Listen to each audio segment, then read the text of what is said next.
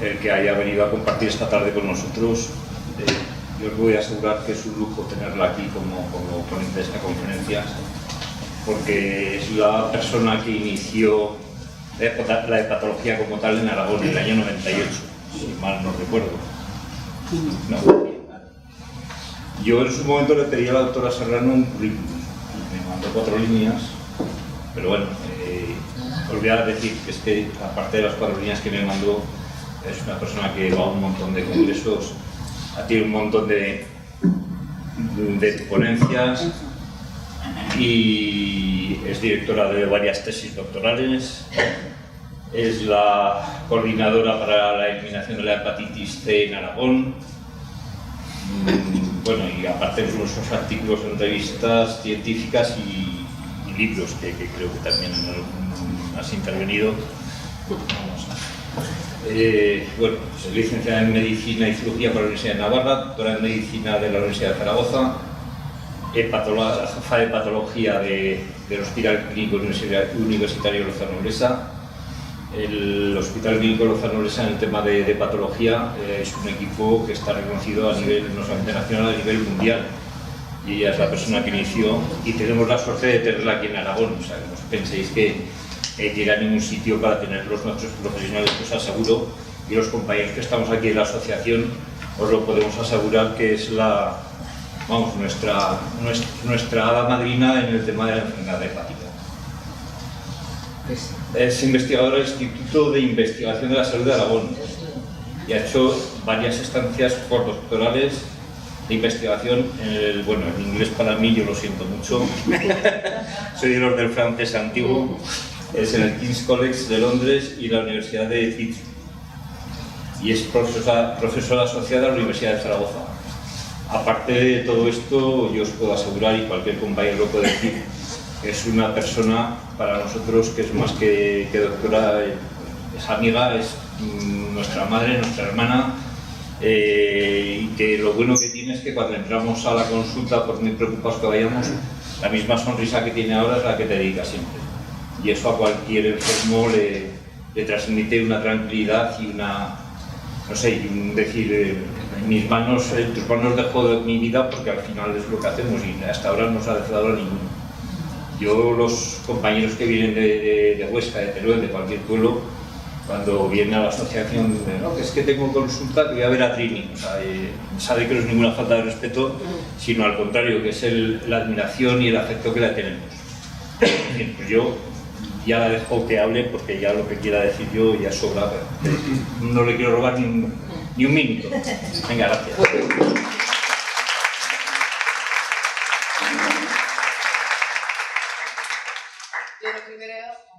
Muchísimas gracias por las palabras que, como os podéis imaginar, son absolutamente exageradas, vamos, exageradísimas, el cariño que nos tenemos todos. Muchos de nosotros nos conocemos desde hace muchos años, pues por lo menos desde que se puso en marcha el programa de trasplante hepático de Zaragoza, o sea, del 98. Ya ha pasado años, ya nos hemos hecho todos un poco bastante más viejos. Hemos pasado juntos muchos buenos y malos momentos y eso pues crea una relación especial y un cariño que sé que me tenéis vosotros y que yo os aseguro que os tengo a todos vosotros también. Por eso, para mí es un placer estar aquí con vosotros y además quiero agradecer mucho también a los pacientes, a Sarex, a la Asociación de Zaragoza por invitarme a estar aquí, por acogerme en su casa. Y quiero estar de pie porque no quiero dar una lección, quiero que esto sea una charla y que espero que lo que yo os cuente os valga y además espero que sirva también para aclararos todas las dudas y todas las cosas que tengáis. Entonces espero que al final me podáis hacer todo tipo de preguntas, que yo todo lo que sepa os lo contestaré. Entonces lo primero el título que si hago así también pasa, ¿verdad? Sí, vale, pues lo voy a hacer. ¿Sí está bien? Sí. Que es que quiero estar de pie para veros a todos y voy a fastidiar un poco el vídeo, pero bueno. Entonces, el título es el daño que hace el alcohol en el hígado, ¿vale? Aunque voy a hablar un poco más generales del alcohol. Y me ha parecido que para empezar este tema está bien empezar con una fábula que es posible que muchos de vosotros la sepáis. Que esta fábula es una historia que se cuenta tanto en digamos, cultura oriental como la cultura occidental. Es una fábula antigua oriental, sin embargo la he visto también en un libro que se llama Cuentos cristianos, que son cuentos muy antiguos, ¿no? O sea que realmente tiene una enseñanza de base que es universal. Y lo que pasaba en esta fábula es que iba un lama, de estos que van predicando por los pueblecitos y que lo hacen a cambio de refugio y comida, limosna, y van un poco haciendo una vida ejemplar. Se le hace de noche en un sitio en el que prácticamente no había nada donde refugiarse, y a lo lejos ve una cabaña con un hogar, con una luz, y acude para pedir cena, comida y refugio para pasar la noche. En la cabaña le abre una mujer muy hermosa que le dice al lama: sí, os acojo esta noche aquí, pero tendréis que hacer una de estas tres cosas: o matar una cabra, o dormir conmigo, o beber alcohol. El lama, que era un hombre consagrado a la castidad, enseguida desechó la posibilidad de dormir con la mujer, por muy hermosa que fuera. Además, sacrificar una cabra en esa cultura era algo prohibido para ellos, solo podían hacerlo en circunstancias muy especiales los grandes líderes religiosos, así que decidió, como mal menor, beber alcohol. Accedió el lama para tener refugio, y al día siguiente se despertó, se dio cuenta que había matado a la cabra y que se había acostado con la doncella, ¿vale? Entonces, esto nos ilustra cómo muchas veces consideramos el alcohol como algo relativamente mal menor o relativamente aceptable, y nos puede llevar a consecuencias trágicas. En este caso, por el daño o por la alteración que le produjo la embriaguez en el sistema nervioso central, que es un daño muy típico del alcohol. Pero el alcohol no solo produce daño en el sistema nervioso central, el alcohol produce daño en muchísimos más órganos. Fijaros lo que os pongo aquí, que el alcohol hace daño también en el corazón, hace daño en el páncreas, hace daño en el estómago, hace daño en los músculos, hace daño en el hígado, que es de los que vamos a hablar hoy. En total, se considera que está relacionado con más de 200 enfermedades, que todas ellas pueden ser causantes de muerte. Por eso, por todo este daño que hace el alcohol, hoy consideramos, y cada vez estamos más convencidos los científicos de eso, de que no hay dosis segura de alcohol. Si os acordáis, hace unos años han salido estudios en que dicen que una copita de vino es cardiosaludable, y que no solo no es mala, sino que puede ser buena, ¿vale? Esto es una cosa que se aprovecha mucho por la industria, lógicamente, del vino, para hacer propaganda, ¿no? Entonces, quizás no está demostrado del todo, porque hay estudios que han hecho luego que no lo han comprobado, pero quizás pueda ser algo bueno en el aspecto cardiosaludable. Pero ¿qué pasa? Que hay un montón más de enfermedades que son producidas también por alcohol, y estamos en riesgo de tener cualquiera de ellas. Con lo cual, no hay una dosis segura de alcohol. Hay consumos de más riesgo y de menos riesgo. Lógicamente, si una persona toma muy poquito alcohol, su consumo es de bajísimo riesgo, y si toma mucho alcohol es de altísimo riesgo, pero no hay un riesgo cero, ¿vale? Esto es una idea que cada vez decimos más para contrarrestar todas estas campañas que han presentado el alcohol, y sobre todo el vino, como algo cardiosaludable. Fijaros que en un estudio que quisieron ordenar por grado de daño todas las drogas que hay. Y fijaros que el alcohol está la primera de ellas, por encima de la heroína. En este estudio lo que hicieron es añadir el daño que se puede hacer uno mismo, o sea, lo que consideramos el perjuicio en la persona que consume alcohol, con el daño que se puede hacer a terceros. Y sumaron todo el daño. Y cuando cuentas todo eso, el alcohol es la droga más dañina que hay. Esta cifra es bastante espeluznante, ¿vale? Produce 3,3 millones de muertes al año. En ese mapa, os muestro el mapa de arriba. La verdad es que se ve muy pequeñito desde ahí, pero bueno, si os fijáis en España, arriba es el porcentaje de alcohol que consumen las mujeres, y abajo el que consumen los hombres, aquí. Como veis, en lo que respecta al alcohol consumido por las mujeres, estamos un poco en el rango medio del mundo, ¿vale? Y en lo que respecta al que consumen los hombres, somos campeones, ¿vale? No somos números unos, que pueden ser países como Centro Europa, Finlandia o Rusia, pero bueno, estamos ahí como en el número 2, ¿vale? España es un país en el que se consume bastante alcohol. Y la mortalidad en Europa y en nuestro país, que estamos más o menos en la media por alcohol, es del 10% al año. O sea, de todas las 100 muertes que se producen en España al año, 10 son directamente relacionadas por el consumo de alcohol. Y fijaros que si esto además en gente entre los 15 y 64 años, y si nos fijamos en los hombres, el porcentaje es más elevado porque hay más consumo perjudicial de alcohol en hombres, y si nos fijamos en las mujeres es un poquito más bajo, el 5,6%. Fijaros lo que supone esa cantidad de muertes en esta población que está en un rango pues, de vida activa, es gente joven, en rango de trabajo también. Entonces no solo pérdida de vida, sino también pérdida pues, de riqueza, de mano de obra para el país. O sea que tiene una implicación social y económica muy, muy importante. En Aragón, una cifra así que a mí me ha llamado la atención, digo en Aragón es parecida a lo que hay en toda España. Quizás estamos un poquitín por encima de la media, cuando vi la estadística estamos un poquitín por encima, pero bueno, es aproximadamente la de la media española. Fijaros si es común el alcohol, si estamos todos aceptando el consumir alcohol como algo habitual, que el 80% de los adolescentes entre 14 y 18 años ha tomado alguna vez alcohol. El 64% reconoce que lo ha tomado recientemente, o sea, más de la mitad de los jóvenes beben con asiduidad y más de la mitad, el 58%, reconocen que se han emborrachado recientemente. O sea, que creo que son cifras realmente, bueno, bastante preocupantes. Y esta tolerancia o esta, digamos, aceptación social del alcohol, porque es de cuánto tiempo por alcohol, lo que hay que hacer es abrigarla, por lo que tiene tendencia es a perder calor, a una hipotermia, a una bajada de temperatura. Y el que más aguanta el alcohol es que es más fuerte, y entonces esas personas que no se emborrachan cuando beben es que no les hace daño. Eso tampoco es verdad. Muchas veces las personas que aguantan dosis importantes de alcohol es porque tienen el sistema metabólico que está en el hígado muy acostumbrado, han bebido mucho y precisamente son personas que muchas veces tienen ya a veces un daño importante. Bueno, pues estos son algunos de los mitos que quería un poco recordar y dejar claro para intentar en conjunto que vayan desapareciendo, ¿no? Que nos vayamos informando todos cada vez mejor.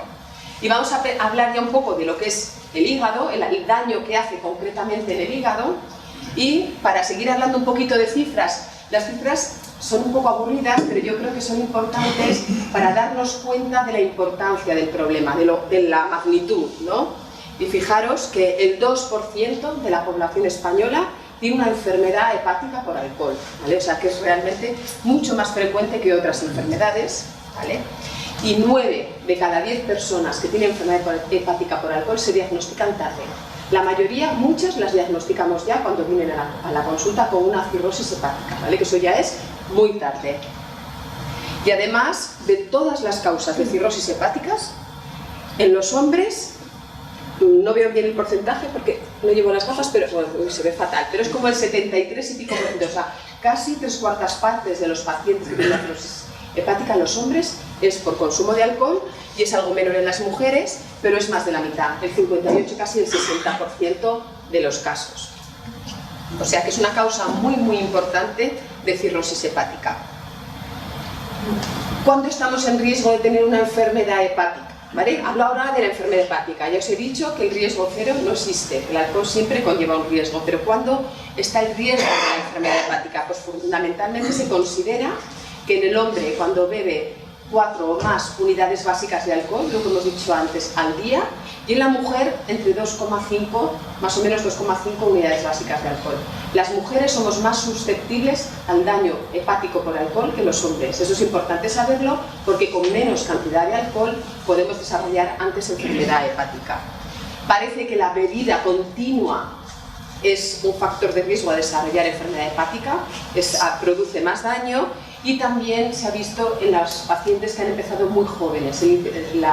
Empezar en una edad muy temprana también favorece mucho la aparición de enfermedad hepática. De todos modos, estos son, digamos, unas normas o unas ideas generales, pero hay mucha variabilidad, hay muchas cosas que son diferentes en las personas. Una es la genética, hay personas que tienen una predisposición genética a hacer una fibrosis de manera más rápida y por lo tanto hacer una cirrosis hepática, y luego influyen otros factores de la persona. Por ejemplo, ahora ya se sabe que influye el tabaco, también influye la obesidad produce depósito de grasa en el hígado y eso ya es un factor de lesión en el hígado, con lo que añadir el alcohol, que es otro factor, hace que vaya todo más rápido. En general, en el hígado pasa eso. Si ya se tiene un factor que produce enfermedad, por ejemplo obesidad o por ejemplo una hepatitis C o una hepatitis D, en esos pacientes en que el hígado ya tiene cierto grado de lesión, el alcohol es mucho más dañino que los pacientes que no tienen ninguna lesión aparte del alcohol. Y lo que pasa a lo largo de la enfermedad hepática, ¿lo veis? Porque igual soy yo ni... Entonces, estas son unas fotos que he puesto para que os hagáis idea. Lo primero que pasa cuando hay daño por alcohol es que se acumula grasa en el hígado. Entonces el hígado pierde ese color marrón oscuro que tiene y se pone más brillante y anaranjado. La grasa, si la miras al microscopio, bueno, todos tenemos experiencia porque hemos visto grasa en carne, en filetes, bueno, que es blanca anaranjada. Entonces el hígado coge un color anaranjado y si lo miráramos al microscopio, lo que veríamos es esto. Esto sería un hígado normal. Desde ahí no se ve muy bien, pero estas líneas que se ven serían como canales, imaginaros. O sea, en realidad son canales por los que va la sangre aquí, que es una vena, ¿vale? Y todo esto, marrón, serían los conglomerados de células hepáticas. Pues cuando se bebe alcohol, el hígado queda así. Y lo que queda, si veis ahí todas esas bolitas redondas, blancas, son gotas de grasa muy gordas que se ponen dentro de cada célula. Entonces, las células se inflaman llenas de grasa. Y eso es lo que hace que cuando lo vemos por fuera, lo veamos anaranjado, ¿vale? Y aumentado muchas veces de tamaño. Esta primera fase sería la fase de esteatosis, depósito de grasa. Esa grasa muchas veces produce una inflamación en el hígado, se reconoce como un cuerpo extraño, y al producir una inflamación, ¿veis? Se empieza, lo que no se ve muy bien, la verdad es que no se ve muy bien allí, pero bueno, tenéis fe en lo que os cuento. Entonces, fijaros aquí, si veis una cosa aunque sí como un poquito más azul, esa inflamación lo que hace es que se vaya depositando fibra, se vaya depositando unas sustancias que al final, la fibra, para que os hagáis la idea, sería como cuando hacemos una cicatriz, ese tejido cicatricial que es como más duro, eso es lo que se va depositando dentro del hígado, ¿vale? Cada vez va habiendo más grasa, va empezando a haber fibra allí, esa fibra va avanzando, fijaros que cada vez hay más fibra hasta que al final tenemos esto, ¿vale? Eso que veis allí, que ya lo que se ven son unos acúmulos de células rodeados totalmente por zonas de fibra. Y eso es lo que da lugar a lo que llamamos la cirrosis hepática. Eso es una cirrosis hepática, es que las células se quedan rodeadas constantemente por fibra. Eso al hígado, cuando lo vemos o lo cogemos en un trasplante, por ejemplo, que sacamos un hígado cirrótico, es un hígado duro, ¿vale? Irregular, ha perdido esa consistencia elástica que tiene y ese brillo, y es duro, irregular. Eso es la secuencia de los problemas que pasan en el hígado. Y además, una de las características que tiene el hígado es un órgano que tiene infinidad de funciones. Parece que en él se producen más de 1000 reacciones metabólicas, ¿vale? Es lo que yo cuando lo explicamos en clase, y eso el hígado siempre lo comparamos con el laboratorio del cuerpo humano. Ahí es donde se fabrican proteínas, se metabolizan fármacos, se hacen un montón de cosas. Entonces, está muy bien hecho el cuerpo humano, de modo que todos los alimentos que pasan por el tracto digestivo, el primer paso que tienen es el hígado. ¿Cómo pasa esto? Pasa porque todas las venas que recogen todos estos nutrientes del aparato digestivo van a desembocar al hígado y van a desembocar aquí, con este dibujo, perdón por moverme. Aquí vendrían todas las venas del aparato digestivo que están encargadas de los nutrientes o de las medicinas o de todo lo que hemos tomado, y van todas a parar aquí, a la vena porta, ¿vale? La vena porta que llega al hígado. ¿Qué pasa entonces en los pacientes que tienen una cirrosis hepática, en que el hígado se ha puesto duro, abollonado? Bueno, pues que la sangre pasa con muchísima dificultad. Se produce un éxtasis, que decimos nosotros. Es como si en una tubería tú pones un stop, o en una manguera, que se vería mejor, tú pones un stop, se dilataría la manguera y aumentaría la presión en todo el territorio antes del stop. Eso pasa exactamente en el hígado. Entonces, todas esas venas que van a parar al hígado están congestionadas, y es lo que nosotros llamamos hipertensión portal. ¿vale? ¿Qué venas van a parar a la vena porta? Pues por ejemplo las venas del esófago.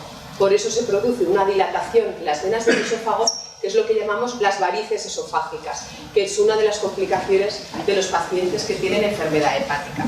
Por lo tanto, cuando ya tenemos esta hipertensión portal, ya pasamos a la siguiente fase de la enfermedad hepática, que sería esta, una enfermedad en la que ya se producen hemorragias por rotura de esas varices, en que por todo ese problema que hay de éstasis en el sistema venoso del abdomen se produce una retención de líquido tremendo, y tendríamos la ascitis, el líquido en la tripa, y también la encefalopatía. El hígado ya no trabaja bien, no puede depurar todas las sustancias tóxicas que le llegan en bloque, y entonces se produce unas alteraciones neurológicas que muchos de vosotros ya sabéis, y que es una encefalopatía, ¿vale? Entonces, todo esto es lo que produce, y es la secuencia de lo que produce el hígado, el alcohol en el hígado.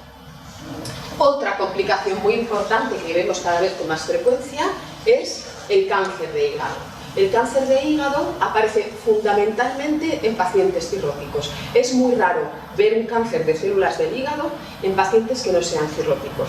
En pacientes no cirróticos sí que se ven pues, metástasis de otros cánceres y cosas así, pero cáncer primario de origen del hígado es muy poco frecuente. Se aparece sobre todo en pacientes con cirrosis hepática. Tienen más riesgo los pacientes obesos. La obesidad es otro factor de riesgo que está relacionado con un montón de enfermedades y con muchos cánceres, y también con hepatitis vírica. Los pacientes que tienen hepatitis virus B y virus C tienen más frecuencia de hacer un hepatocarcinoma, y por eso habréis oído muchas veces que los pacientes que tienen una cirrosis hepática hay que hacerles ecografías cada 6 meses, porque como hay riesgo de que aparezca un cáncer, hay que hacer como una vigilancia para detectarlo en fase precoz. Bueno, todas estas cosas son un poco pues, lo que pasa en el hígado, digamos la patología que ocasiona el alcohol en el hígado. Bueno, ¿qué solución tenemos? ¿Qué solución tenemos cuando llegamos a esta fase? Bueno, pues afortunadamente desde hace ya bastantes años ahora, pues tenemos trasplante hepático. El trasplante hepático es el mejor tratamiento que hay para la enfermedad hepática terminal. No hay nada que lo haya superado. Y ya sabéis que consiste fundamentalmente en quitar el hígado enfermo y poner el hígado de un donante. En otros trasplantes, como por ejemplo el trasplante renal, no hace falta quitar el riñón del paciente, sino que se pone el riñón pegado a la vejiga, ¿vale? En el trasplante hepático sí necesitamos ese hueco y se quita el hígado del receptor para poner el hígado del donante. Y simplemente aquí os quería contar que el trasplante hepático lo tenemos pues desde el año 1967. Este señor fue el primero que hizo trasplante hepático en el mundo, que es Stansel, es un americano que empezó en Denver, y los primeros trasplantes, fue un hombre muy perseverante, como todas las personas que hacen cosas importantes, y los primeros trasplantes pues iban fatal, fundamentalmente por la inmunosupresión. Ya habían conseguido una técnica bastante buena y se lanzaron a hacerlo en humanos, después de haber hecho muchos en animales, y se les morían los pacientes. De hecho, llegaron hasta intentar quitarle la licencia de medicina. Cambió radicalmente el pronóstico de los pacientes trasplantados. En España, el primer trasplante se hizo en 1984 en el hospital de Bethlehem. Lo hicieron el doctor Margarit, que es el que tiene bigote, y el doctor Jaulieta. El doctor Margarit murió además joven, la verdad el pobre en un accidente de montaña no hace muchos años. Y el que está en medio es el paciente. Salió en toda la prensa española, o sea que allí no había problema de intimidad. Y ya sabéis, este señor también lo conocéis muchos de vosotros, este fue el primer trasplante en Aragón, ¿vale? En Aragón nosotros empezamos con el trasplante hepático en el 1998 en el hospital clínico, hace ahora ya 21 años del primer trasplante hepático. Y fijaros que España, en conjunto, aunque empezó más tarde que otros países, se sitúa pues, yo creo que ahora ya estamos hasta un poco más, porque esta cifra me parece que es la de 2017, la de este año no había salido todavía. No lo veis por ahí, pero estamos como en 23.000 y pico trasplantes hepáticos hechos.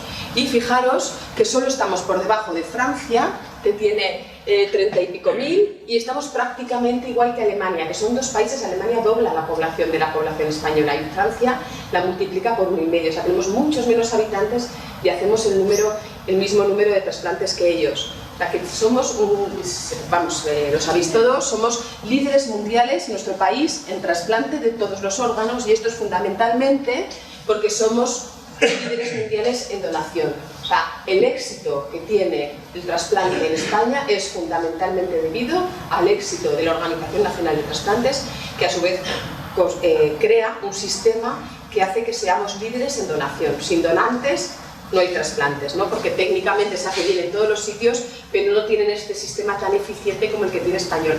Fijaros, si veis bien ahí las cifras, que estamos por delante, por supuesto, de Estados Unidos, que es un país que además ha puesto muchos recursos en el trasplante hepático, pero es que doblamos en número la media de la Unión Europea y países como Inglaterra, Italia, superamos mucho a Francia, o sea que, bueno, pues realmente es una cosa de la que podemos estar, yo creo que muy orgullosos. ¿Y cuántos trasplantes, volviendo un poco al alcohol, se realizan por alcohol en España? Pues mira, tenéis ahí la cifra. Esta es sacado de la estadística del Registro Español de Trasplante Hepático del año 2017. Y veis que el 40,2% es por alcohol. Y esta cifra va a subir, y de hecho está subiendo ya. ¿Por qué? Porque aquí teníamos un porcentaje muy importante de pacientes que se trasplantaban por hepatitis G. Ya sabéis todos que en los últimos años, en el 2015, aparecieron unos fármacos maravillosos que curan la hepatitis C. Esto ha sido un hito en la medicina. La verdad es que probablemente ha sido de los avances más importantes que había en la medicina en los últimos años. Y entonces, desde entonces, tratamos a los pacientes con hepatitis C y ya llegan muy pocos pacientes con hepatitis C al trasplante. Y si llegan, algunos que aparece que a pesar de haber curado la hepatitis C, como tienen ya una cirrosis hepática, les aparece un hepatocarcinoma. Es casi ahora los únicos que trasplantamos con hepatitis C. Ya prácticamente nunca trasplantamos pacientes con una cirrosis avanzada, descompensada por hepatitis C. Con lo cual, en el futuro se prevé esa cifra, y de hecho os voy a enseñar las cifras de Aragón, que ya estamos cuantificando ese cambio en la prevalencia de, o sea, en cuántos pacientes trasplantamos por alcohol. La media que teníamos era del 50%, la mitad de nuestros pacientes eran enfermedad por alcohol, pero fijaros que en los 2 últimos años, en la que ya hemos tratado a muchos pacientes con hepatitis C, ha subido al 75% de los pacientes, ¿sabes? O sea que realmente está siendo ahora la primera causa, claramente, muy por delante de todas las demás, de trasplante hepático. ¿Qué resultados tiene el trasplante hepático en los pacientes que consumen alcohol? O sea, en que han hecho una cirrosis por alcohol. Pues de esas 3 líneas que veis allí es la azul. No sé si estáis acostumbrados a ver gráficos de supervivencia, pero lo que quiere decir aquí es, vamos a ver cómo os lo explico. Aquí, por ejemplo, es que no veo bien, pero es a los meses, pues están vivos el 90%, el punto ese. Y conforme vamos avanzando en la línea, quiere decir que van falleciendo pacientes, van quedando menos pacientes vivos, ¿vale? Pero siempre veis que tiene más pacientes vivos la línea azul que las demás líneas, que está por encima. ¿Lo veis? Pues esa es la línea de cirrosis hepática no vírica, de la cual prácticamente el 90% son cirrosis hepáticas por alcohol. La línea de cirrosis por hepatitis C está por debajo, aunque eso también va a cambiar, y está también por debajo la línea de cáncer de hígado. ¿Por qué están por debajo? Pues fundamentalmente porque son enfermedades que vuelven después del trasplante hepático. Entonces, hasta que teníamos los fármacos que tenemos ahora para curar la hepatitis C, pues algunos pacientes que volvían a tener una infección por hepatitis C, pues la tenían de una manera muy grave y fallecían, ¿vale? De manera precoz. Y el cáncer pasa lo mismo. Normalmente seguimos unos criterios para elegir a los pacientes y para tener unas buenas supervivencias. Ya se sabe que si elegimos un número concreto de nódulos o un tamaño de cáncer, sabemos que la probabilidad de que vaya bien es muy alta, ¿vale? Y sin embargo, a veces el tumor está un poquito más avanzado de lo que crees y siempre puede volver después del trasplante, y eso hace que la supervivencia sea un poquito peor. O sea que luego, después del trasplante, la cirrosis hepática por alcohol tiene unos resultados muy buenos. Para que los resultados sean muy buenos, aparte de los cirujanos que lo hacen todo muy bien, eso, vamos, no lo dudamos, nadie lo dudamos, pues tenemos que hacer una buena evaluación a los pacientes, ¿no? Entonces, ¿cómo evaluamos a los pacientes? ¿Cómo decidimos que ese paciente tiene que ser trasplantado? Primero tenemos que estar seguros de que ese paciente necesita un trasplante, eso es lo más importante. Y para ello no solo tenemos que saber que tiene una enfermedad hepática, tenemos que ver si la enfermedad hepática está en el momento adecuado para trasplantarla. Porque hay pacientes que tienen una enfermedad hepática pero todavía tienen mucha probabilidad de estar vivos, de supervivencia. A esos pacientes no les hacemos un favor si les trasplantamos antes de tiempo. Tenemos que elegir ese momento en que el paciente, la supervivencia que va a tener sin el trasplante es menor que la que le podemos ofrecer con el trasplante, ¿vale? Entonces, eso es una de las cosas que tenemos que valorar, que fundamentalmente es cuando la cirrosis hepática empieza a descompensarse y a dar muchos problemas. Y luego, además, tenemos que comprobar que no está contraindicado, es decir, que no hay ninguna enfermedad importante o grave que puede poner en riesgo la vida del paciente con la intervención quirúrgica, o que no tiene una enfermedad muy importante asociada que le va a producir una mortalidad en tiempo muy pronto y que va a hacer que ese órgano que tenemos y que tenemos obligación de repartir equitativamente, pues no le demos la supervivencia que precisa, ¿vale? El trasplante hepático, al ser digamos, una técnica de tanto éxito, pues tenemos mucha más oferta, o sea, mucha más demanda que oferta. Tenemos muchos más pacientes que necesitan un trasplante o que podrían beneficiarse de un trasplante que órganos disponibles, aunque es verdad que con la mejoría de estas enfermedades hepáticas, de algunas como la hepatitis C, parece que ese desequilibrio tan grande que teníamos está corrigiendo un poco, ¿vale? Entonces tenemos que nosotros la responsabilidad de elegir bien al paciente, ¿vale? Para no, digamos, no quitar el órgano a otro paciente que se podría aprovechar o en el que podría ser más beneficioso. Y en los pacientes, concretamente con enfermedad por alcohol, lo que exigimos siempre es que haya una abstinencia alcohólica. Esto me imagino que a todos os parecerá muy obvio, ¿no? Y lo que hacemos habitualmente es 6 meses, ¿vale? Es lo que exigimos para el trasplante hepático. ¿Por qué 6 meses?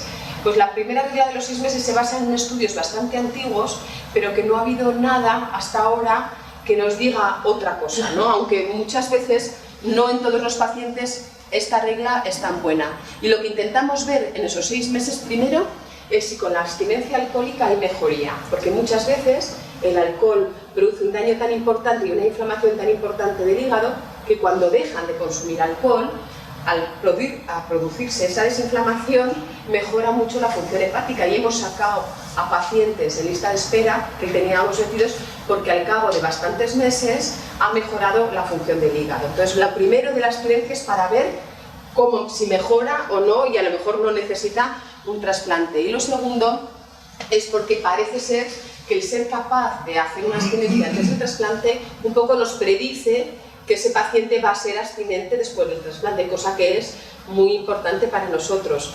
¿Con qué se relaciona esa capacidad de abstenerse y de no volver a beber después del trasplante? Pues fundamentalmente hay unos factores que valoran nuestros psiquiatras, que son los que lo valoran, que son la conciencia de enfermedad. El paciente que reconoce que tiene un problema con el alcohol es mucho más fácil que consigamos que deje de beber que el que no lo reconoce o minimiza o dice va, es poco lo que bebo y no va a hacer ese esfuerzo. También que haya o no una enfermedad psiquiátrica asociada. Muchas veces si hay una enfermedad de base hay que tratar también la enfermedad psiquiátrica porque si no es muy difícil conseguir la abstinencia. Luego también cuando hay muchas adicciones, los pacientes que son adictos a muchas cosas son más difíciles a veces de conseguir que haga una abstinencia adecuada. O los pacientes que tienen intentos repetidos y recaídas, pues sabemos que es más fácil que recaigan también después del trasplante hepático.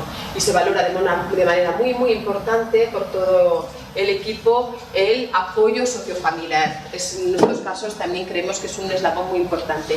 Y esta decisión de decidir si el paciente que ha consumido alcohol y que necesita un trasplante está apto, o sea, es decir, no tiene este problema y puede ponerse en una lista de trasplante, nunca la tomamos nosotros solos, o sea, nunca la toma el hepatólogo ni la toma el psiquiatra solo. Siempre hacemos una reunión multidisciplinar en la que nos juntamos trabajador social, psiquiatra, cirujano, hepatólogos, para tomar la decisión conjunta. Y ya, así como última cosa, hablando del trasplante y del alcohol, una cosa que me gusta a mí decir es que el trasplante creo que es muy claro que tiene que ser un compromiso, porque realmente es el fruto de una generosidad tremenda, porque en un momento durísimo hay una familia que ha donado un órgano para que otra persona sobreviva, entonces eso conlleva una responsabilidad grande y un compromiso de cuidarse, ¿vale? Un compromiso de poner cada uno de... Los médicos tenemos que poner de nuestra parte, pero el paciente también tiene que poner de la suya, ¿no? Y ahí entran de una manera muy importante los autocuidados, que llegar a la población del problema del alcohol. Y nada más, muchas gracias.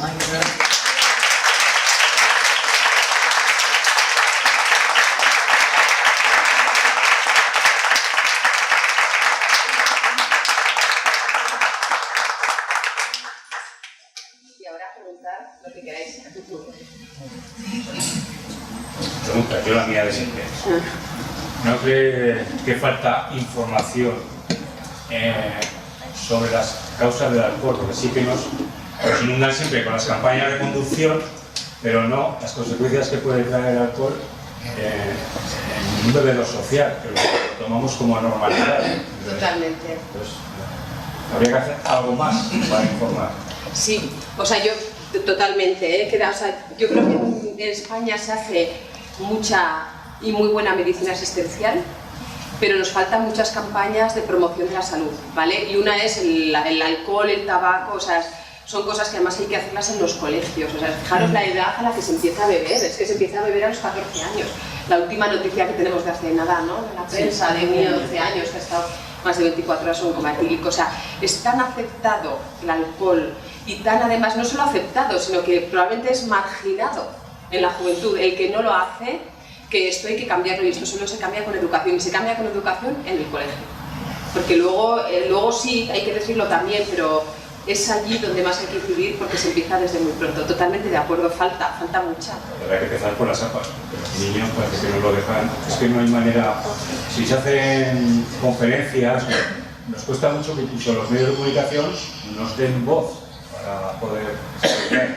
Mira, el problema es que no nos lo acabamos de creer, o sea, es decir, ni los medios, nadie, o sea, no se lo creen los medios de comunicación.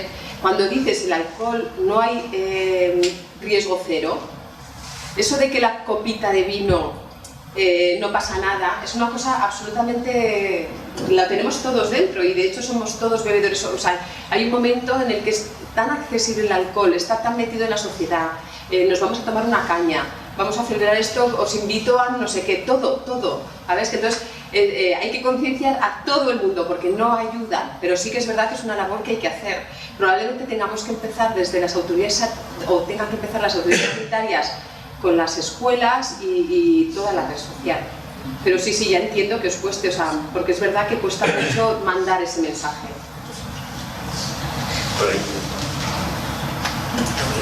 Si ahora mismo estamos en el 75% de trasplantes por alcohol, ¿puede ser que algún día solo se hagan trasplantes por alcohol? Bueno, a ver, yo creo que es que como hay tantas enfermedades hepáticas, el 100% va a ser muy difícil, ¿vale? Porque hay enfermedades, por ejemplo, también autoinmunes, hay enfermedades colestásicas, o sea que hay muchas causas de enfermedades hepáticas. Lo que pasa es que esas no son tan prevalentes, pero esas son más o menos constantes, ¿vale? O sea, siempre hay más o menos el mismo número. Lo que ha hecho que esto ahora sea tal volumen es que ha disminuido el competidor inmediato que tenía, que era la hepatitis C, ¿vale? Antes teníamos primera causa el alcohol y muy de cerca la hepatitis C. Esa causa ha desaparecido. Entonces queda como gran número de pacientes que se van a trasplantar los pacientes por alcohol. Y luego las otras causas, que son causas ya muy variadas, esas se mantienen muy constante a lo largo del tiempo. Entonces, yo no sé si ya va a crecer mucho más. Es posible que un poco más, porque los cánceres por hepatitis C acabarán bajando también. Porque llegará un momento, en pocos años, que ya no habrá cirróticos por hepatitis C. Ahora todavía hay algunos que los hemos curado en la fase de cirrosis, ha aparecido un cáncer y todavía los tenemos que trasplantar. Llegará unos años en que no lleguen a aparecer. O sea, es posible que aumente un poco, pero no sé si llegará a ser el 100%. Sí, ¿qué porcentaje de los enfermos por alcohol trasplantados al pasar el trasplante y todo esto vuelven a recaer? Bueno, pues de eso hay además mucha estadística y recaen en consumo más o menos social, es decir, consumo ocasional, muchos, más de los que nos gustaría a nosotros, ¿vale? En consumo ocasional. En consumo frecuente y otra vez un poco así, digamos que vuelven a tener daño por alcohol, pocos. pocos, pero pueden ser un 15, alrededor de un 15 o un 20%, en consumo importante de alcohol, ¿vale? Estos pacientes, alguno pierde el hígado por alcohol, que hemos tenido pacientes, y por supuesto esos pacientes no tienen ya, o sea, hay que decir que ya no se retrasplantan, y otros por otras enfermedades, porque como he dicho, el alcohol está asociado a muchas enfermedades, con lo cual tiene más frecuencia de cáncer, que ya los pacientes trasplantados tienen más frecuencia de cáncer, pues el bebedor tiene todavía más. Entonces, algunos lo que acaba pasando es que fallecen por este tipo de causas. Me ha llamado la atención al principio del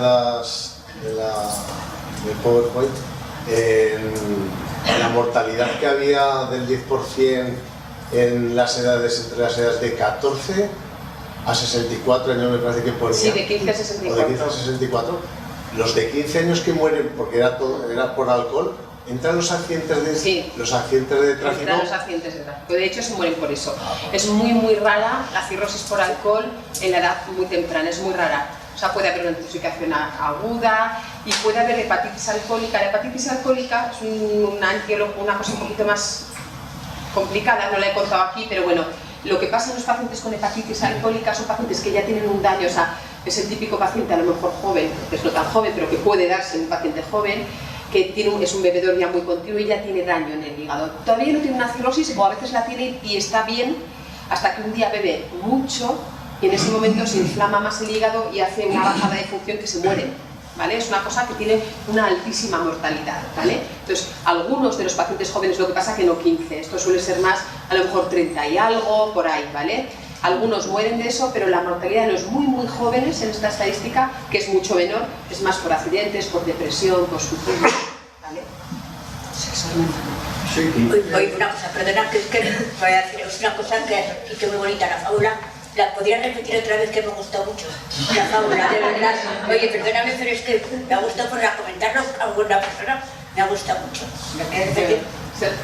¿La queréis seguir todos o si no, luego se la cuento yo para no... No, es que te gusta que la gusta, ¿sabes? Sí. Estoy preguntando y todo el mundo me dice, no nos acordamos. Bueno, a ver, la fábula lo que viene a decir es el monje que tiene que pedir refugio, ¿vale? Y entonces le dicen que elijan, se supone que elijan entre tres males, ¿no? Que elijan entre tres cosas, que es matar a una cabra, acostarse con la doncella, que es la anfitriona de la cabaña, o beber alcohol. Él, después de dar muchas vueltas, elige lo que él piensa que es el mal menor, ¿vale? Y elige beber alcohol. Y al final, al día siguiente se da cuenta que además de beber alcohol ha matado a la cabra y se ha acostado con la doncella, ¿vale? Con lo cual, al final, parece un mal menor, pero que muchas veces tiene consecuencias muy trágicas. Gracias. El consumo excesivo de azúcar refinado nos puede llevar a un hígado graso y por ende los diabéticos están más predispuestos a hacer, digamos, cirrosis o... Sí.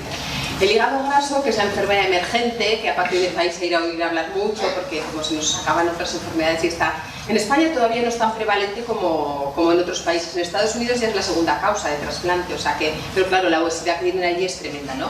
El hígado graso pasa algo parecido al alcohol, o sea, realmente si os pusiera las fotos de la secuencia sería muy parecido el daño, porque también se deposita grasa, lo que pasa que en ese caso no es por consumir alcohol, sino es por una alteración en el metabolismo. Y esta alteración puede ser por dos cosas, una, porque tomes mucha azúcar, por obesidad, y también en los pacientes, hay otros pacientes predispuestos como pacientes con factores metabólicos, y uno de ellos es la diabetes, ¿vale?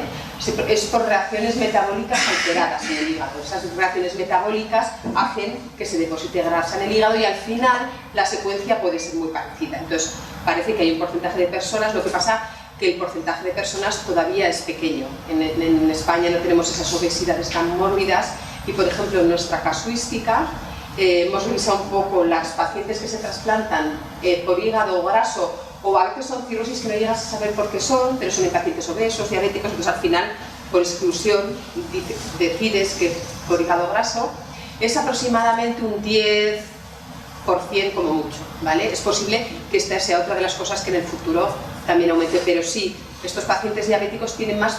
O sea, un diabético tiene que cuidarse el hígado muchísimo, ni beber ni fumar, ¿vale? Porque digamos que ya tiene per se otro factor de riesgo. Muy bien. Pascual. Sí, yo quería preguntar, me ha llamado la atención que has comentado que después de que personas ya trasplantadas, un porcentaje muy pequeño vuelve a beber, pero muy poco, o sea, socialmente, pero un 15, un 20% vuelven a beber, pero en cantidades importantes. O sea que se supone que cuando uno se trasplanta, cuando uno lo trasplantáis, es que ha visto las orejas al lobo. ¿Qué fuerza no tendrá la dependencia del alcohol cuando después de haber sido trasplantado vuelven a la carga? No lo entiendo. Y esa persona vuelve a consulta y ¿qué le decís? Pues que deje de beber. Sí, sí. A ver, nosotros lo que intentamos siempre es que busque ayuda. O sea, me refiero, el paciente, tú lo ves. El paciente que viene a tu consulta sabiendo que no puede beber, habiendo dejado de beber y volviendo a beber de una manera así, ves que tiene un problema de dependencia tremendo. Entonces lo primero que intentamos es, lo enviamos a psiquiatría, lo intentamos enviar a su centro de salud mental para que vaya, o al programa de apoyo que le haya ayudado a él. Es lo primero que intentamos por todos los medios, a veces hasta con la trabajadora social, con todo, que el paciente busque ayuda, porque vamos, yo tengo claro que esos pacientes necesitan ayuda, o sea que solos ellos es muy complicado, porque ya han tenido ese revulsivo del trasplante, lo que acabas de decir, de ver las orejas al lobo. Si a pesar de eso han vuelto a ver de una manera así, que tú ves, les dices, pues mira, las transaminasas están altas, se te está poniendo el hígado mal otra vez, y siguen bebiendo, quiere decir que tienen un problema importantísimo de dependencia y que necesitan ayuda. Sí. Una pregunta a modo de reflexión, viendo el índice que hay gente joven y la problemática que tiene el alcohol, ¿por qué se ha habituado tanto en la sociedad a dar esa alternativa a los jóvenes como es un botellón, como un centro de reunión? Y muchos consultorios e instituciones les dan parte de la sociedad. Trabajo un poco directamente con una plataforma como Consultores de Barrio, porque la alternativa, por ejemplo, al Festival de Zaragoza con los Pilares, este año hemos visto que han estimado pues más de 4.000 metros cuadrados a un recinto donde la gente joven se dedicaba exclusivamente a beber, que era la única alternativa de ocio, que era beber desde las 10 de la noche hasta las 4 de la mañana, y consentido por una ciudad de ayuntamiento y en un hábito ya normal, no así. Tener ahí recogidos es algo que no le da la importancia que luego. Sí, sí, así es, totalmente de acuerdo. Totalmente de acuerdo. Ángel. ¿Hay algún estudio sobre, y si lo hay, como se encuentra, sobre trasplantes de hígados de animales, por ejemplo, cerdo o simio, a personas? Sí, sí, bueno, es que esto se ha investigado mucho. Eso se llama xenotrasplante, si algún día lo veis, con X, ¿vale? Porque es de distintas especies, ¿vale? Entonces, se ha conseguido algún avance cuando se hacía un trasplante de un animal a otro de distinta especie. No se ha hecho de animal a persona, pero de un animal a otro de distinta especie, que sería lo mismo que si nos hicieran a nosotros un trasplante de cerdo, pues se produce un primer rechazo muy muy fuerte, que es un rechazo hiperagudo, que es una reacción ya que, digamos, destruye el hígado, ¿sí? Los pones en contacto y se destruye. Entonces, en ese sentido, sí que hubo una época que se investigó muchísimo, estaba muy de moda la investigación en el xenotrasplante. Y entonces se consiguió vencer ese primer rechazo, hacer unos anticuerpos que no reconocieran, vencer, pero quedaba viendo muchas otras barreras que vieron que aparecían, porque seguía habiendo rechazo y seguía habiendo un montón de problemas.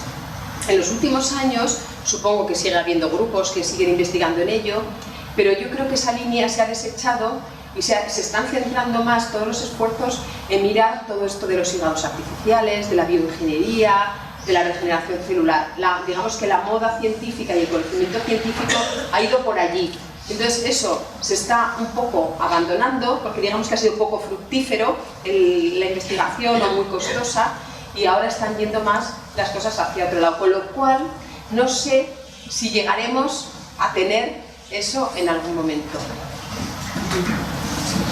Quería preguntarte, ¿hay alguna relación entre alcohol y alimento? Eso es lo que pasa con los hijos, ¿no? Que se le dice, hoy que vas a salir, come bien, porque luego vas a beber algo. Por un lado. Y por otro, algo como los políticos, de todos. Y la segunda, ¿hay algún índice de recuperación de hígado graso? Una persona normal que llega a la consulta y dice, pues te ha salido el hígado graso, pero tampoco porque ni tenga ninguna enfermedad ¿ese hígado se puede recuperar? Vale. La primera, a ver, lo de los alimentos solo tiene un sentido, y es que el alcohol se absorba más despacio. El alcohol es una molécula muy pequeñita que pasa rapidísimo a la sangre. De hecho, ya parte se absorbe en la misma cavidad oral, ¿vale? O sea, es una molécula que se absorbe muy rápido. Entonces, el llenar el estómago de alimentos, pues lo que hace es que al mezclarse con los alimentos, pues la absorción sea un poco más lenta. O sea, ese es el único sentido. Por lo demás, metabólicamente, y es una vez que pasa sangre, es lo mismo. Lo que haces a lo mejor con eso es que vaya más despacito a sangre, que bueno, eso ya es algo, porque si pasa muy rápido, puedes de repente tener una dosis altísima de alcohol y pasar casi de estar consciente. Es lo que les pasa a muchos jóvenes, que de repente se beben media botella de whisky en nada y pasan de estar normales a estar casi en coma, ¿no? Porque tienen una subida de alcohol, no controlan la absorción. Y luego la segunda pregunta, sí que hay maneras de revertirlo.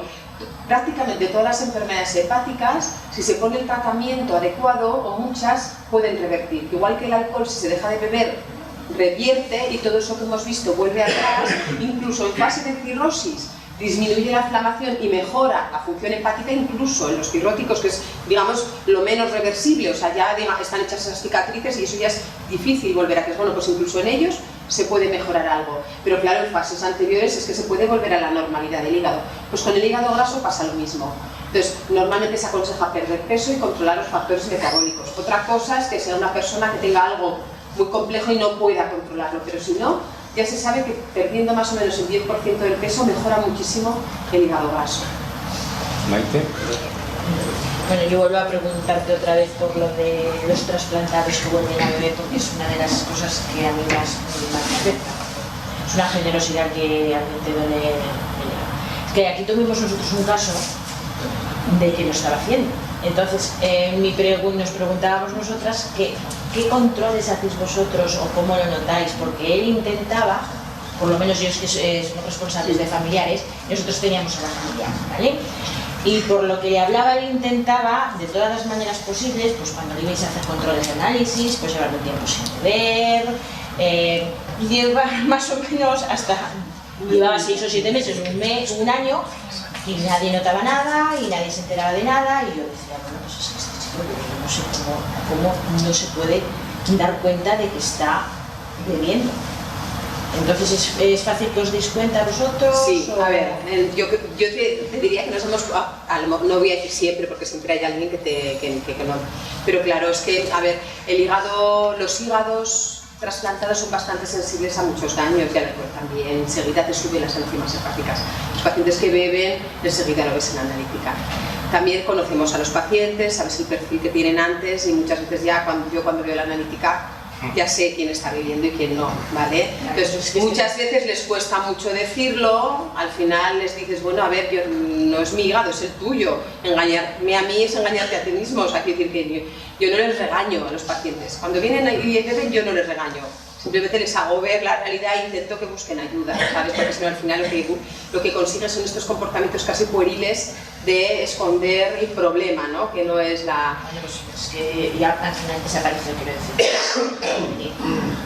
Bueno, pues probablemente, no sé quién, pero probablemente habitualmente sabemos casi siempre, porque casi siempre, y desde luego cuando beben muy continuamente siempre, hay un daño en el hígado que nosotros vemos y hay pacientes que les hemos hecho una biopsia, ¿vale? Ante la duda, vemos un daño ahí, no, toma alcohol, bueno, vamos a ver, y la biopsia también ve si el paciente bebe, porque aunque hay datos que son como muy generales, también hay características específicas de los que consumen alcohol, que están en ellos y no en otros. Yo pensaba que se engañaban. Vale, bueno. Hombre, alguno habrá, que nos engañe, ya te digo yo que sí, pero bueno, al final se engaña a sí mismo, quiero decir, que a mí que me engañen los pacientes, digo, bueno, aquí somos todos mayores, o sea, no, si me engaña a mi hijo me enfado y le regaño y le castigo, pero un paciente no. Pero te explican el familiar que a lo mejor, teníamos otra que no entendía porque pues su marido no quiso dejar los 6 meses de beber y me explican al familiar que porque no lo van a trasplantar, que si lo que pues, no sé. En eso gastamos mucha energía también, porque eso además es un tema que hemos tenido hasta hemos tenido hasta alguna demanda, por eso nosotros. Pero bueno, cuando lo vemos claro, hacemos todo, explicamos todo, hacemos el equipo multidisciplinar, lo ven los psiquiatras, todo y todos estamos de acuerdo, ahí ya tenemos que, pues, vale, y gastamos energía, porque entiendo que crea, pero sí, hay que hacerlo. Javier. Una pregunta, yo es que desde hace muchos años siempre se oye eso de que a las mujeres les afecta más el alcohol que a los hombres. Que dicen que es el metabolismo, que no sé, pero explícanoslo en palabras que lo entendamos. Hay cosas que se saben y cosas que no, ¿vale? Entonces, una es probablemente la disposición de volumen de agua y de todo de la mujer, ¿vale? Que se queda más concentrado el alcohol, con lo cual llega en mayor cantidad de hígado. Y luego también parece que hay algunos enzimas, los enzimas son unas sustancias que son las que hacen que se produzcan reacciones químicas en el organismo, ¿vale? Se llaman así. Entonces el hígado está lleno de esas sustancias porque se hacen muchas reacciones químicas. Entonces el alcohol se metaboliza fundamentalmente como con 4 o 5 de ellas. Pues hay varias que digamos que trabajan, bueno, que trabajan de otra manera en las mujeres y hace que se acumulen más productos tóxicos, ¿vale? Entonces sí que parece que hay un problema importante de metabolismo, entonces se hace un daño más de forma más rápida. Influyen varias cosas y algunas incluso están en entredichos. Hay cosas que probablemente no sabemos bien todavía, pero sí que está claro que el efecto es mayor, eso que es más dañino el alcohol en la mujer. Y eso es preocupante porque las estadísticas estas que os he puesto de Aragón, veíamos el porcentaje de hombres y mujeres. Hasta ahora os he puesto que las mujeres tienen menos daño por alcohol porque beben menos. O sea, sobre todo en una edad se ve claramente, incluso socialmente está mucho más aceptado que beba el hombre que beba la mujer. Y muchas veces las mujeres beben a escondidas por eso, porque socialmente el hombre no pasa nada porque tome alcohol y la mujer se la mira mal, ¿no? Pero en las estadísticas de los jóvenes beben igual, incluso un poquito más en algunas edades las mujeres. Entonces, bueno, eso es preocupante, ¿eh? Porque yo no sé si en el futuro esa diferencia que hay no va a estar y vamos a tener a la par enfermos y enfermas por alcohol. Bueno, pues nada. ¿Usted? A ver, una pregunta. Sí, yo tengo entendido concretamente que a los trasplantados hepáticos por alcoholismo se les hacía un seguimiento psicológico con posterioridad durante X tiempo. ¿Se sigue haciéndose? No, se hace, o sea, sí que se hace en los que los psiquiatras creen, los psiquiatras lo valoran al paciente, lo siguen en la consulta pretrasplante, y los que creen que hay que hacérselo post-trasplante lo hacen, y los que no, no. ¿Vale? A ver, nosotros, por ejemplo, es que la verdad es que la variabilidad de pacientes que tenemos es grande, es decir, hay pacientes con mucha dependencia del alcohol, que son los que les cuesta mucho y los que luego tienen más riesgo de recaer, que esos los detectan muy bien los psiquiatras y son los que están ahí más encima. Y luego es verdad que también en España, en un país en que tenemos el alcohol, bueno, como en muchos, tan aceptado, hay mucho bebedor social, que le dices que deje de beber y es que nunca vuelve a probar una gota de alcohol, que no tiene esa dependencia, ¿no? Entonces esos no necesitan realmente nada y la verdad es que ese grupo de personas lo cumple muy bien, se conciencia rápidamente y deja de beber alcohol. Y en los otros pues depende un poco de lo que valore el equipo de psiquiatría, pero se dejan pronto de hacer los controles. Sí. ¿Sabes qué pasa? Que algunos siguen en su centro de salud mental. Nosotros en nuestro centro no hay capacidad para atender a todos los pacientes trasplantados, ¿no? Entonces los que esto se recomienda muchas veces seguimiento por el centro de... Yo he visto barbaridades. Yo he visto bueno, sí, ya lo sé. Bueno, encontrármelo en un bar trasplantado en Navarra, estoy hablando de Jaca, en Jaca, y decir delante de la gente y tal, y hombre, ¿qué tal te encuentras? Sabemos que te han trasplantado y tal y cual, y llevar cuestión de un año escaso y decir, A vez, en ese sentido, a ver, eso pasa en todos los equipos, quiero decir, la evaluación pretrasplante y sobre todo cuando el paciente está muy mal, cuando el paciente llega al trasplante en muy malas condiciones del hígado, con una insuficiencia hepática muy importante, muchas veces deja de beber porque no puede beber. Y ahí la evaluación psiquiátrica es más difícil también. Son pacientes que a veces tienen encefalopatía, que a veces... Y bueno, pues es verdad que a lo mejor ante la duda, si te queda una pequeña duda entre no trasplantar o trasplantar a un paciente que está muy mal, cuando tampoco tienes la seguridad, pues se opta por el trasplante, ¿no? Es como ante la duda pro reo, ¿no? El latinajo este que hay. Bueno, entonces algunos de esos pacientes pues pueden producir, o sea, puede pasar luego esto. Te digo también que cada vez, con los años de experiencia, cada vez hemos contraindicado más el trasplante por ver que el paciente no cumplía los estándares para poderle hacer un trasplante, por eso, por un altísimo riesgo de recaída. Y ya os digo que hemos tenido hasta alguna demanda por eso, ¿eh? Pero ¿Y en no. el tema del retrasplante? No, en retrasplante no. O sea, una persona concretamente que sabemos que hay un seguimiento, yo sé por la asociación, ¿no? Que empezó a beber enseguida y tal y cual, cirujano. Lo sabíamos casi todos y tal y cual, llegó y esa persona pues cayó fulminantemente en el hígado y esa persona no se retrasplanta. O sí, o pasa nuevamente el equipo. No, a ver, no, claro, pasaría el equipo, pero en principio, o sea, tendría que pasar algo excepcional para que se retrasplantara. Me refiero a lo habitual, es que no, claro, no. Yo creo que un poquito de susto tampoco vendría mal, por parte, digamos, del equipo. Sí, no, eso está, en principio, no, eso se hace, ¿eh? Eso se hace. Otra cosa es que hagan caso. Quiero decir, bueno, aquí estamos en una asociación que saben lo que es la adicción al alcohol. Quiero decir que muchas veces da igual lo que les digas a estos pacientes y da igual que les asustes y qué tal. Y que les digas, mira, pues lo vas a perder y no va a haber otra oportunidad. Pero da igual, ¿eh? Ya te digo yo que muchos pacientes, además que si no quieren, no quieren. Y aunque les digas que vayan a buscar ayuda, no van y son gente con la que no te haces. Bueno, pues nada. Nosotros... ¿Estoy en lo cierto si los países nórdicos son, digamos, más bebedores? Y en España, justamente el norte es más bebedor que otras regiones, me refiero, por ejemplo, a Galicia, Asturias. Esa es una pregunta. Y luego, la segunda es, ¿las carbamidas y los busulfiranos son las más, digamos, disuasorias, potentes para dejar de tomar alcohol? A ver, los segundos sí. Lo que pasa es que a veces cuando está el hígado enfermo no se pueden utilizar mucho, ¿no? Y luego en lo primero, en los países del norte seguro, en el mapa ese que os he puesto, si os fijabais, en azul oscuro, como campeones del mundo de tomadores de alcohol, estaban finlandeses, noruegos, o sea, realmente en esos sitios que se vive tan aislado, además hay un consumo de alcohol más en soledad, más fuerte, no existe tanto el patrón de bebedor social como tenemos en España, tan aceptado, pero sí que existe un patrón de bebedor más compulsivo, más intenso.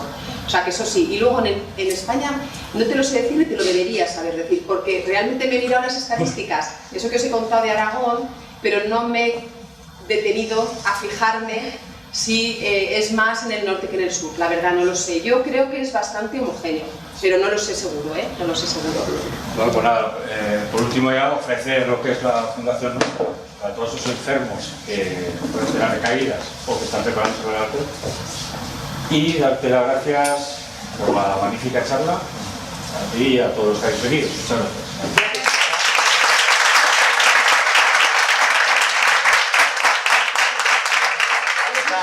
Vamos a dar un pequeño obsequio por parte de la Fundación Dr. Mario Martínez y a esta una magnífica charla que nos ha